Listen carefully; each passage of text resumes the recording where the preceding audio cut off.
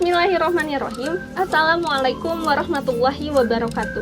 Perkenalkan, nama saya Nurul Istiqomah dengan nomor NIM 11920200182. Di video kali ini kita akan membahas tentang khitbah. Nah, tentu teman-teman semuanya sudah familiar lah dengan istilah khitbah atau yang kita kenal sebagai pinangan ataupun lamaran. Nah, dari istilah khitbah ataupun pinangan maupun lamaran, teman-teman semuanya juga sudah dapat mendefinisikan apa sih yang dimaksud dengan khitbah ini. Kalau menurut Wahab Zuhali, khitbah adalah pernyataan seorang lelaki kepada seorang perempuan bahwasanya ia ingin menikahinya, baik secara langsung kepada perempuan tersebut maupun kepada walinya. Nah, penyampaian maksudnya ini dapat dikatakan atau disampaikan oleh si lelaki secara langsung maupun melalui perwakilan walinya. Sehingga dapat kita pahami bahwa khitbah adalah permintaan atau pernyataan untuk mengadakan pernikahan yang dilakukan oleh dua orang, perempuan dan laki-laki, baik secara langsung maupun melalui walinya. Kemudian, dari definisi khitbah yang baru saja telah disampaikan, bukan berarti khitbah itu hanya sekedar pernyataan bahwa aku ingin menikahimu, atau maukah kamu menjadi pendamping hidupku, atau apapun itu istilahnya.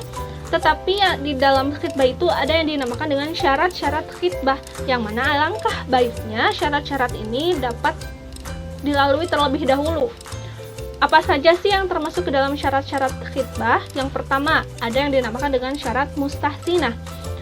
Syarat mustahsinah ini adalah syarat anjuran, di mana pihak peminang ataupun laki-laki hendaknya meneliti terlebih dahulu perempuan yang hendak dipinangnya. Yang termasuk ke dalam syarat mustahsinah, yang pertama, wanita yang hendak dipinangnya memiliki kesejajaran dengan laki-laki atau si peminangnya. Contohnya, memiliki tingkat keilmuan yang sama. Kemudian, status sosial dalam masyarakat juga tidak berbeda atau memiliki kesamaan. Yang kedua, wanita yang hendak dipinangnya adalah perempuan yang penyayang, kemudian punya sifat keibuan, lemah lembut, dan lain sebagainya. Kemudian yang ketiga, meminang perempuan yang jauh hubungan kekerabatannya dengan si pihak laki-laki. Dan yang terakhir, mengetahui keadaan jasmani, keadaan akhlaknya, dan keadaan-keadaan lainnya dari si perempuan itu sendiri. Kemudian syarat khitbah yang kedua yaitu syarat lazimah. Syarat lazimah ini adalah syarat yang wajib dilakukan sebelum terjadinya peminangan. Yang termasuk ke dalam syarat lazimah yang pertama adalah perempuan yang hendak dipinang tidak termasuk ke dalam mahram laki-laki yang meminangnya.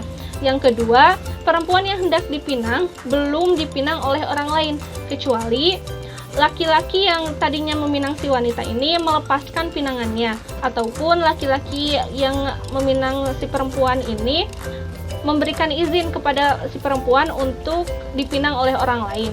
Dan yang ketiga, perempuan yang hendak dipinangnya itu tidak dalam keadaan iddah. Nah, selanjutnya setelah syarat-syarat khitbah yang perlu diperhatikan adalah adab peminangan. Dalam Islam itu sendiri, adab itu sangat diperhatikan karena berkaitan dengan akhlak, dan dalam kehidupan sehari-hari pun ada adabnya, termasuk juga peminangan. Yang termasuk ke dalam adab peminangan yang pertama adalah nazar. Nazar artinya melihat calon pinangannya. Dalam hal ini berarti bahwa boleh melihat apa-apa yang menjadi daya tarik ataupun yang membuat satu sama lain itu tertarik untuk menikahinya, ataupun sebaliknya ketika dia melihat calonnya ini dan mendapati ada hal yang tidak dia senangi, maka boleh untuk membatalkan lamarannya.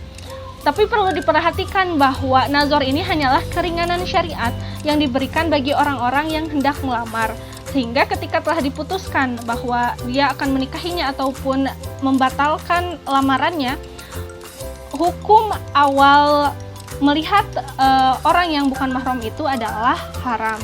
Kemudian ada peminangan yang kedua adalah berpenampilan sederhana dalam melamar. Nah, sangat tidak dianjurkan bagi si pelamar untuk memakai pakaian yang sangat indah gitu dan parfum yang sangat wangi. Hal ini ditakutkan akan menimbulkan fitnah dan juga takutnya itu akan menimbulkan kekecewaan yang mendalam ketika lamarannya itu ditolak. Kemudian yang ketiga adalah wanita yang akan dilihat diperbolehkan berhias sekedarnya. Jadi perempuan yang hendak dilamar ini boleh kok berhias, tetapi sederhana saja, tidak boleh berlebih-lebihan. Dan yang keempat adalah istikharah. Jadi jika proses nazar sudah selesai dilaksanakan, maka disunahkan bagi keduanya untuk melakukan sholat istikharah, berharap taufik dan petunjuk dari Allah bahwa dialah yang tepat bagi kita gitu.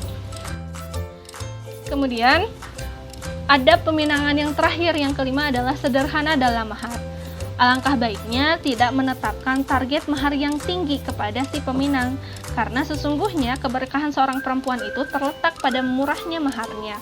Dan dalam Islam itu sendiri tidak ada ketetapan, atau Islam tidak menetapkan jumlah besar kecilnya suatu mahar, karena ada perbedaan kaya dan miskin, dan juga ada perbedaan lapang dan sempit rezekinya seseorang, sehingga mahar itu ditetapkan oleh kedua belah pihak dan disepakati juga oleh kedua belah pihak.